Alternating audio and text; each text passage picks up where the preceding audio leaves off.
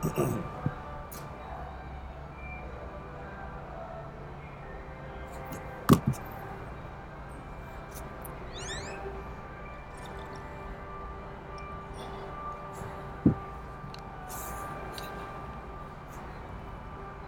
right.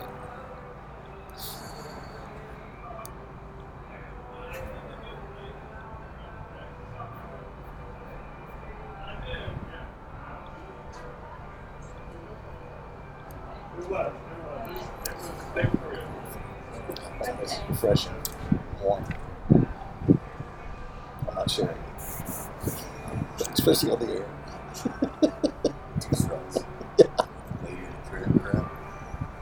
All right, what is up, everybody? Chris Curtis here with Rockwall ISD. We are here live from Rockwall Ford, right here in the heart of Rockwall, Texas. Of course, joined by my partners in crime, of course, Billy Quinton from Rockwall High School and Stan Britton from Rockwall Heath High School. And boys, we haven't stopped talking about yet. The I-30 Classic did happen last Friday, and of course, the big talk around town is Rockwall gets their second win in a row, 38-17. Taking down Rockwall Heath. Rockwall Heath moves to 0-3 on the district season. Rockwall moves to 2-1. So I guess first things first, the beer did go. We did see proof of that on Twitter over the weekend, but it has just grown right back. True man right there. But it will be full beard by the end of the show. It'll be all the way. But clinics later. But guys, it was a close game at halftime, 17-7. Things were kind of moving slowly. The game was moving fast, actually, in a way. We kind of thought it was going to move slow as far as scoring goes. But the defenses both showed up pretty well. But unfortunately for Rockwall Heath, Rockwall found that offensive groove there in the second half and took the victory. So we'll start with Rockwall. The victors first, 38-17. Billy, what went right here for Rockwall at the hands of their rival, Rockwall Heath? Well, I think that, as you mentioned, the defense, that was a big thing for Rockwall to keep that really, really good Heath offense at bay somewhat. Heath had their moments and had a couple of near misses. A couple times Jaden got open behind the secondary and just barely missed on the post routes. I think the game's different if those connect. And then, of course, the big fumble into the end zone when it looked like that Heath was going to tie the game at 7. And Rockwall dodged the bullet there. But, I always say it's a takeaway. It's not a giveaway. And it was a nice hit and the fumble and the recovery.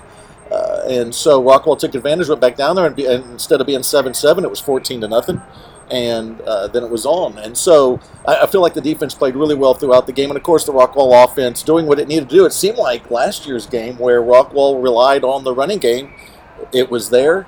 They took the chunks when they got them and held the ball a little bit more than they normally do. And that's sometimes your best defense is if you can keep the ball away from that potent offense. And I think that helped them out also. And you start building on that, get some key stops, and there you are.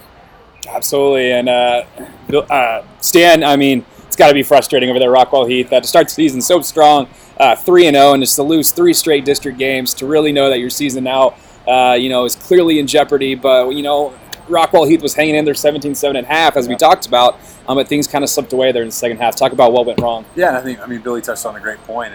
You're looking at into the first quarter, I think 30 seconds left, and Zach Evans going into the end zone from the 5 and loses the ball. That's a 14-point swing. I mean, and that's deflating to an offense that's able to put up points. And so, struggled from that point and did keep it close at halftime. But then, we all expected Braden to come out and throw for 4, 5, maybe 600 yards. And very different looking offensive scheme for Coach Webb just to eat the clock. And, for the 3rd straight week, or actually the 4th straight week, the Hawks give up over 200 yards on the ground. And so I think you start looking at this point of, okay, where are your wins? What are your teachable moments?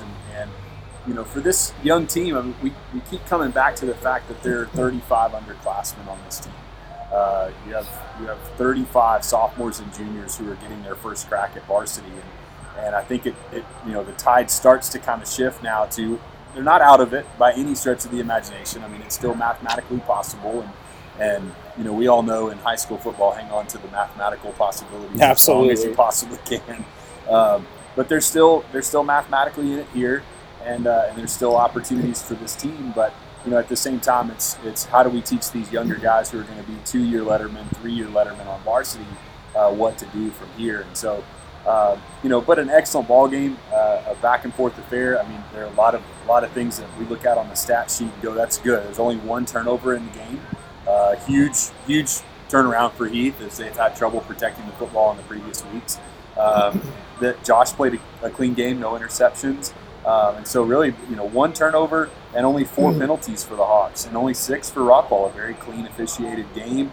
There wasn't really anything that looked like, man, that penalty made the difference in the game, or it changed the momentum.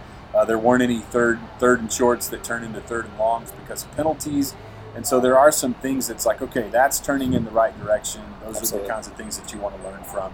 But nevertheless, the stat that matters most, your win-loss record, it does hurt to drop to 0-3. We talked about it a few weeks ago. You don't want to be 0-3 in this district. It's really hard to put yourself in a situation where you've got to win out to have a good shot at the playoffs. But that's where the Hawks find themselves at this point. Absolutely. We'll stick with Rockwall Heath, and as you said, 0-3 heading into probably the biggest gauntlet of the season, of course, in Longview.